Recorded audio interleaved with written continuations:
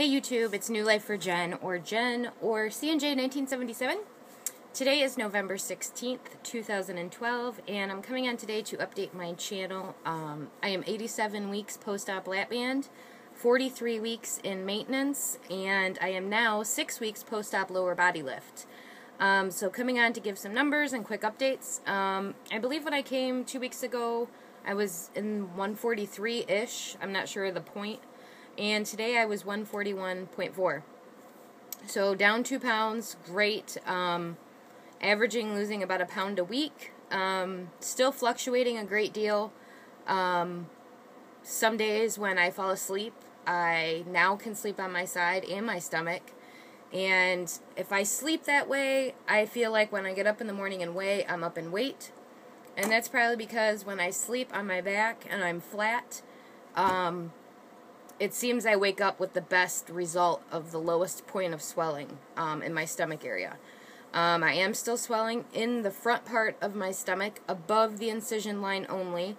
There is no swelling below the incision, and there's also no swelling in my back area or anything like that. Incision is still perfect, no openings, no infection, no sutures or stitches coming out.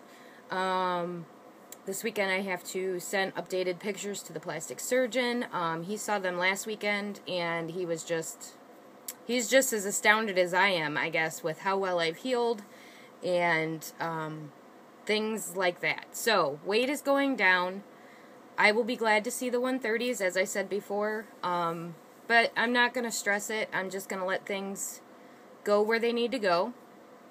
I am kind of wanting to be back down in that range just because of the holidays coming up and stuff like that, but I'm not totally depriving myself either.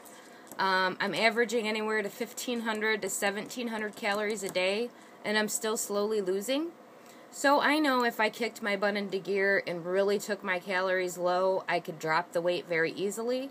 But, you know, this is a lifelong journey, and I'm learning that even more now with the plastics, that I don't have to see an instant result. I don't have to be instantly gratified with the scale number, if that makes any sense. And I follow the majority of the rules the majority of the time. But I don't deprive myself either. If there's dessert, I'll have some dessert. If it's some carbs, I'll have some carbs. So that is what it is. And it's, you know, my journey, and this is, you know, what I'm doing, and I guess what I can kind of get away with. Like, again, I'm not exercising to the fullest point. I have started doing kettlebells back in my bed, because I want to get my arms back to where I had them. I can notice a difference in 6 weeks, kind of a loss of muscle tone in my arms. So I am doing my lifts in bed so that I'm not putting any pressure on my back or my incision, so it's just strictly working on my arms. And I am walking, so those are the two things I'm doing right now. I will kind of be glad to kind of maybe run. Now with the non-smoking for, let's see, 9 or 10 weeks now, I want to try running and see if the not smoking is going to make a big difference with running. But that is what it is. I made a list here. Oh, somebody had sent me a message on how tall I am. When I first started this journey, I was like 5'4", and now I'm 5'5", so I gained an inch in height.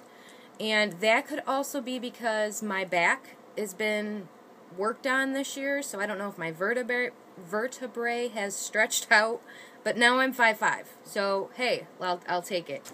Like I said, my weight was 141.4. Oh, I talked about the incision, the doctor. Before I go off the topic of plastics, I've noticed in the last, well, really, it was about 2 weeks ago, my hair was falling out in clumps. I would brush my hair, I was taking pictures of it, I had sent it to the plastic surgeon, I had sent it to my hairstylist. I'm like, what is going on, yada, yada, yada. And I didn't realize that I've had anesthesia a lot this year, between my back surgery things, and now with this, you know, 3.5-hour plastics, I've had a lot of anesthesia. So I didn't know that hair loss is sometimes associated with anesthesia. So, I mean, literally, it was coming out. So, my hair was probably down to here. It is now up to there. I got it cut really good.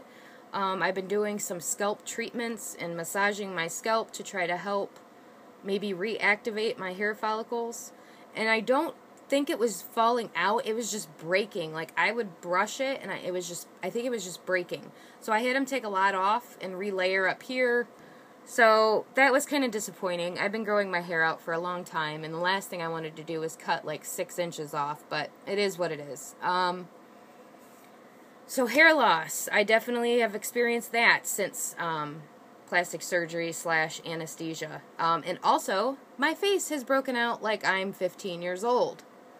That is also, I guess, associated with being put under anesthesia. So, I'm about ready to order Proactive off the darn TV if that doesn't clear up. I'm going to give it a couple more weeks here, and if not, I'm going to have to go to something stronger. I usually use a Neutrogena product.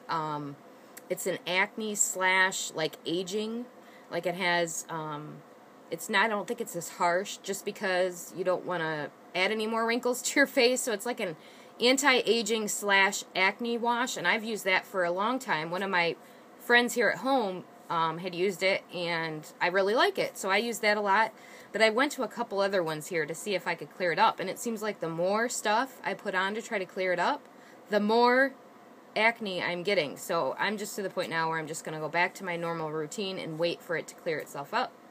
And I'm trying to keep makeup and crap off of it so that it's not clogging up my pores. But so that's another thing I've been dealing with, and that is also associated with anesthesia, is acne on the face. It's nowhere else in my body.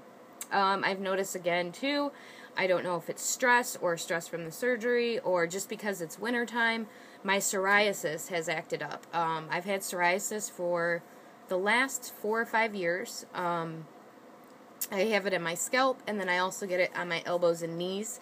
It is not as bad as I've seen in some people. I don't have to take any special medicine for it. Sometimes my family doctor would prescribe a steroid, but with the surgery, that's not going to be an option. I don't want my immune system down to where I could get sick. And I already was on a steroid once this year due to one of my back injections. I had major swelling after, and I had to be on a steroid then. So, that's an update on those things. Okay, so now on to Lapband stuff. Last Tuesday, I got a fill. That was kind of the closing part for me to just more or less put my mind at ease that every single aspect of my plastic surgery was 110%. And when I went down to get my fill, I was kind of worried, you know, what if they try to access my port and there's an issue? I had not had any fills since my plastic surgery, so I was 5 weeks out of surgery and 6 weeks of having a total unfill. So I was worried, you know, what if my port's not right? What if there's a leak? You know, the last thing I wanted to come out of plastic surgery was not having my lap band. So going to get that fill last Tuesday was just the final icing on the cake that my plastic surgeon did absolutely everything perfect. I've said before, my lap band doctor and his staff are amazing. One poke, you don't even feel it. They're in your port, and they pull all the fluid out, and they put all the fluid back in. Well, of course, there was no fluid to pull out, but immediately accessed my port, and in went my fill.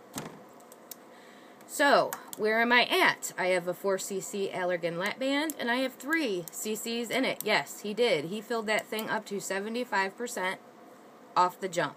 No questions asked. They know how I work. If it was too tight, I would be down there in 5 minutes because I don't like living off protein shakes. I don't like living off fluid. I like to eat. I like to eat my protein. So he knows that if it was too tight, I would have immediately came for an unfill. It was not too tight. It's not. It's not where I want it to be. So where am I going to go with that? Unfortunately, I'm going to have to ride it out here for a couple weeks because I am finishing up my semester at school. Things are crazy, crazy busy, and I just don't have time to go back down. So, hopefully after my classes end the first week of December, I can get back down for another small fill. There's no way in heck I'm doing huge amounts. It'll probably be 0.25 is what I'll do. And all I'm looking for at this point is some portion control and appetite control. I'm not looking to be restricted like I was at the losing phase. So, I will say this. They were very happy to see that from the last time I had down there for the unfill, I believe I weighed in on their scale at 136 something. And then, of course, when I went down, I was 144. So 6 weeks of no fill and going through plastic surgery. On their scale, I was up 8 pounds total.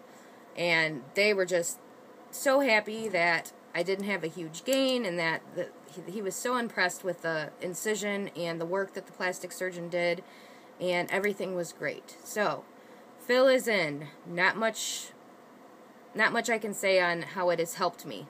You really, really learn to appreciate your tool when it's been gone for this long. Yesterday it was 7 weeks now since I've been unfilled, and it still feels like it did, 2 weeks ago. I'm not noticing much difference in restrictions. So, it is what it is. I will get it back to where it is. It just takes a lot more self-control on my end to keep my diet as clean as possible and try to keep the carbs away. But that is the story of my life now, isn't it? So, that's my quick update. I did upload my Back to Basics video on my channel today, only because it's been a while since I've personally talked about the channel on here, and I just wanted anybody that's new to me and my subscribers to know that there is the other channel, and there is a Facebook group out there for support if needed. And I appreciate you guys all sticking with me. I'm sorry I haven't been more active and present on Facebook. It's been nice to have a break. It helped me put things back in prioritization order, which my family, my husband, my kids, I need to learn to rely on them just as much as I almost rely on my Facebook and YouTube community. And they were such a great support after my plastics that I feel that I owe them to give them my 100% of whether it be a positive, a negative attention. Like, I need to be able to share my struggles and my achievements with them and let them have a chance to support me, because I think there for a while I didn't think I had as much support, especially with the spouse, and there really was, and I kind of put Facebook and YouTube support over my husband's support, and I don't know, relationships are hard after WLS anyway, and I don't talk a whole lot on my personal relationship status or spousal status, just because that's not just my journey, that's our journey together. But I feel putting more time and effort into things is a great help. And I'm not a quitter by no means, so alright, before we get too off topic or I start a whole new topic, I will let you guys go. I hope you guys have an amazing weekend. Next weekend's Turkey Week, so I will see you guys next week. Talk to you later. Bye.